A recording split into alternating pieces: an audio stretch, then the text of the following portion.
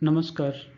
Grateful होना, आभारी होना आपके शरीर के लिए बहुत फ़ायदे की चीज़ है और उसकी वजह ये है कि जब आप डरे हुए, परेशान या फिर टेंशन में होते हो, तो उस टाइम पे आपके खून का ज़्यादातर हिस्सा या तो आपके हाथों में या फिर आपके पैरों में भेजा जाता है। अब कभी-कभार ये कंडीशन हो रही हो तब तो समझ में आती है, बट अगर आप ज़्यादातर इसी स्टेट में रह रहे हो जहाँ पे आप ज़्यादातर टाइम डरे हुए हो, आप बहुत ज़्यादा टेंशन में हो, तो ये बॉडी के लिए एक बहुत बड़ी दिक्कत हो जाती है। उसकी इम्यूनिटी कम हो जाती है, उसके जो बॉडी के जो ऑर्गन्स होते हैं वो प्रॉपरली काम नहीं कर पाते और इसी की वजह से बहुत सारी बीमारी हो जाती हैं। बट जब आप ग्रेटफुल होते हो, उस टाइम पे आपकी बॉडी एक नॉर्मल स्टेट में होती है, उसी की वजह से जो ब्लड सर्कुलेशन होता है, जो ब्लड की सप्लाई होती है, वो सभी ऑर्गन्स को अप्रोप्रिएटली होती है। तो इसलिए ये फिजिकल वेलबींग के लिए बहुत अच्छा है। ग्रेटफुल होना हमारी मानसिक स्थिति के लिए भी एक बहुत फ़ायदे की चीज़ है। ज़्यादातर लोगों के विचारों की श्रृंखला कभी ख़त्म ही नहीं होती, बस एक टाइम के बाद में वो रिपीट होती रहती है और इसी की वजह से लोग मानसिक रूप से एकदम एग्जॉस्ट, एकदम परेशान हो जाते हैं। पर जब आप ग्रेटिट्यूड में होते हो, आप चीज़ों को अलग नज़रिए से देखते हो।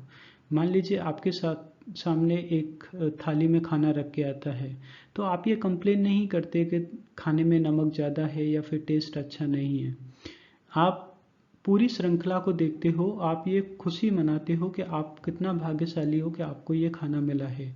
इसी तरह से पानी के लिए भी आप ये करोगे और ये चीज़ आप रिलेशनशिप में भी देखते हो कि आप अपने पेरेंट्स के लिए ग्रेटफुल हो तो उनसे आप झगड़ा नहीं करोगे, उनकी बात मानोगे या फिर अगर कुछ झगड़ा होगा भी तो आप उनकी इज्जत करोगे। इसी तरह से आप अपनी वाइफ से, आप अपने बच्चों को प्रॉपरली ट्रीट करोगे।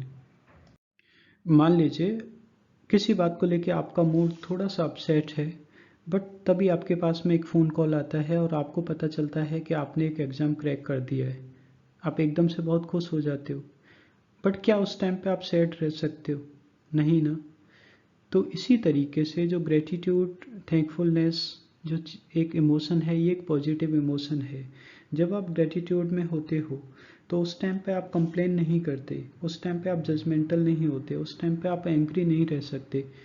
उस टाइम पे आप बस अप्रिशिएट करते हो, रिस्पेक्ट करते हो, अंडरस्टैंड करते हो और इसी की वजह से आपकी बॉन्डिंग, आपकी रिलेशनशिप स्ट्रांग होती है, आपका हैप्पीनेस और सेटिस्फेक्शन का लेवल बढ़ता है।